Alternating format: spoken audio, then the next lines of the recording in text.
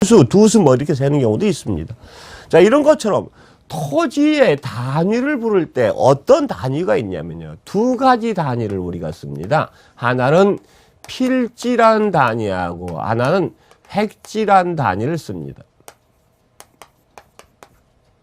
여러분들 필지란 말은 어디서 배우냐면 공시법에서 배웁니다. 공시법의 지적과 관련돼서 우리가 토지를 등기하거나 토지를 등록하거나 등기할 때 그때 쓰는 단위를 우리가 필지다라고 얘기합니다.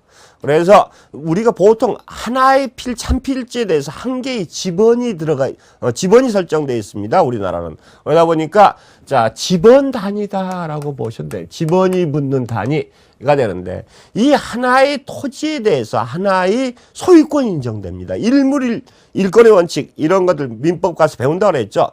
한 개의 물건에 대해서 한 개의 소유권이 인정되는데 그때 이 토지는 바로 이 필지마다 별개의 권리가 인정됩니다. 그래서 권리의 단위다라고 보셔도 큰 문제가 없습니다. 자, 등록이 된다는 건 지적 공부에 한 필지 단위로 등록되고 그걸 기준으로 해서 등기부에 한 필지 단위로 등기가 됩니다. 그 다음에 그 하나의 지번이 붙고요. 그 다음에 권리 단위인데 이게 법률적인 측면입니까? 경제적인 측면입니까? 전부 다 이게 법률적인 측면에서 보는 거죠.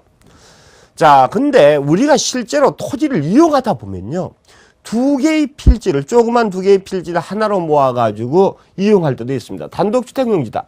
제가 전에 이제 땅을 살 때, 하나의 단독주택을 샀습니다. 시골에서. 단독주택을 하나 샀는데, 그 단독주택이 담장이 이렇게 딱 쳐 있는데요. 이 담장 안에가 땅이 3개가 들어가 있었습니다. 23번지, 24번. 그 다음에 24-1번지, 24-2번지 해가지고 하나의 단독주택 부지가 돼 있었단 말이에요. 이런 것처럼 여러 개의 필지가 모여서 하나의 단독주택 용도로 쓰입니다. 이 획지라는 것은 바로 이용을 기준으로 합니다. 토지로 이런 3개의 필지가 모여서 하나의 단독주택지로 사용한단 말입니다. 그래서 이런 이용을 한다는 것은 우리가 경제적인 목적이죠. 이용상의 분류 또는 이용상의 단위 또는 경제적인 측면의 단위를 따질 때 이때는 우리가 획지다라고 합니다. 요건 3개의 필지지만 뭡니까? 하나의 획지가 된다란 말입니다. 그래서 부동산학에서는 보통 법률 쪽에서는 필지를 기준합니다만 부동산을 대상으로 인간의 활동을 다니는 게 바로 부동산학이라고 그랬죠. 그래서 부동산학에서는 거의 획지 개념을 많이 씁니다. 그래서 획지란 말이 나오면 여러 개의 필지가 하나 모여서 될 수도 있고 하나의 필지가 하나의 획지가 될 수도 있죠. 이건 이용상의 개념이 바로 획지고 그 다음에 어떤 등기 등록상의 개념은 필지다라고 이렇게 보시면 됩니다. 자, 근데 이 필지가 규모가 더 크냐, 획지가 규모가 더 크냐, 이거 가지고 논란이 되시는 경우가 있는데, 자, 한 개의 획지가요, 여러 개의 필지로 나눠질 수도 있고요. 한 개의 필지가 여러 개의 획지로 나눠질 수 있습니다. 제가 젊을 때 새를 살았습니다. 한 1년 새를 살았는데, 그쪽에 영두동 쪽이었어요. 지금 어떻게 되는지 모르겠는데요. 그쪽엔 32번지 땅이 하나가 있는데요. 한 필지입니다. 32번지 한 필지. 근데 거긴 골목이 딱 돼 있고, 골목에 집들이 서너 개, 이렇게 여러 개의 집이 들어가 있습니다. 여기 각각 집들이 들어가 있었는데, 한 개의 집원에 여러 개의 주택이 들어갈 수도 있어요. 그러면 한 개의 획지에 한 개의 필지에 여러 개의 획지가 들어가는 경우도 있기 때문에 어느 쪽이 더 넓다, 범위가 넓다, 좁다 이런 것은 우리가 구분하기 어렵다는 것들 알아두시고 이건 이용이나 경제적인 측면, 부동산학에서 다룰 때, 부동산 학에서 다룰 때는 획지, 그 다음에 등기 등록, 지적에서 다룰 때는 필지다라고 한다. 이렇게 토지를 부르는 개념이다. 그래서 여러분이 번지가 붙은 여러 개의 토지를 볼 때는 한 필지, 두 필지 또는 한 필, 두 필 이렇게 부른다라는 거. 그 다음에 이용하는 여러 개의 토지를 따질 때는 한 개 획지, 두 개 획지, 세 개 획지다라는 거.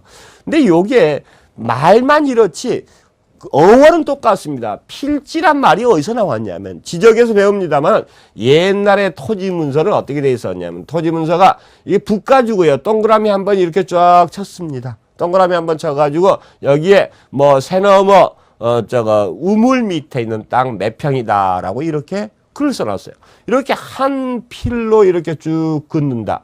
붓을 한번 내가 쭉 긋는다 해서 필지란 개념이고, 획지란 개념도 말이 마찬가지입니다. 뭐, 한 획이죠. 이렇게 동그라미 한 번 긋는 거. 그래서 어원은 똑같은데, 부를 때는 이렇게 나누어서 부른다라는 것을 알아두시기 바랍니다. 그 다음에 이제 분류 얘기가 들어가요. 부동산을 분류할 때 소위 토지에 대한 분류만 제가 따지는 거고요. 건물에 대한 분류, 주택에 대한 분류는 부동산을 깨는 시험에 거의 잘 안 나옵니다. 간혹 가다가 주택에 대한 분류가 나오는데요. 그 주택에 대한 분류는 여러분이 공법에서 배웁니다. 공법에서 배우기 때문에 제가 여기서 다루지 않아요. 근데 1차 시험만 공부하신 분들 같은 경우 2차 시험, 공법은 2차 시험이죠. 1차 시험에서 공부하신 분들은 주택법에서 주택의 분류 방법이 있습니다. 근데 주택법의 주택의 분류 방법은 어디에 있냐면 건축법 시행령 별표 1회가 있어요. 그래서 건축법 시행령 별표에 있는 주택의 분류 정도는 여러분들이 좀 아셔야 됩니다. 자, 그 다음에 이 토지를 보는데 법률상의 개념, 법률적으로 토지를 구분하는 기준이 있습니다. 법률적으로 토지를 구분하는 기준이 가장 대표적인 게 바로 지목입니다. 자, 측량수로 및 지적에 관한 법률이 있어요. 지적제도는 거기서 다루고 있는데, 측량수로 및 지적에 관한 법률 시행령에 보면 지목이 28개 지목이 있습니다. 전답, 대, 그 다음에 공장용지, 이런 여러 가지 학교용지 같은 여러 가지 지목이 있는데, 요 지목에 대한 것도 2차 과목에서 공부를 합니다. 2차선 공부하기 때문에 제가 여기 설명을 안 합니다. 안 하지만은 1차만 공부하신 분들은 반드시 무슨 여러분 교과서에 써 있어요. 측량점 수로조사 및 지적에 관한 법이다라고 있습니다. 그 시행령에 28개 지목 분류는 반드시 여러분이 공부해 놓으셔야 돼요. 그 다음에 용도 지역이다. 용도 지역 지구 구역 제도가 있습니다. 이건 국토의 계획 및 이용에 관한 법률에서 용도 지역 지구 구역에 대해서 나옵니다. 근데 요것도 공법에 범위에 포함되기 때문에 내가 설명 안 합니다. 하지만 1차만 공부하신 분들은 반드시 정도는 용도 지역에 대해서는 반드시 알아두셔야 돼요. 그래서 요거 여러분 교과서에 있고 합니다만은 이런 것들은 한번 참조로 보시면 큰 문제 없습니다. 용도 지역 쪽은 아주 단순한 부분이니까 지목 쪽이 약간 복잡합니다만 요거는 여러분이 따로 공부하시고, 그 다음에 기타 이제 토지를 분류할 때 여러 가지 기준으로 분류합니다. 그 중에서 가장 대표적인 게 용도에 대한 분류. 그 토지의 용도에 따른 분류를 한번 따져봅시다. 자, 이런 용도에 따른 분류를 따질 때는 우리가 크게 따지면요, 세 가지로 나눠집니다. 토지는 바로, 가만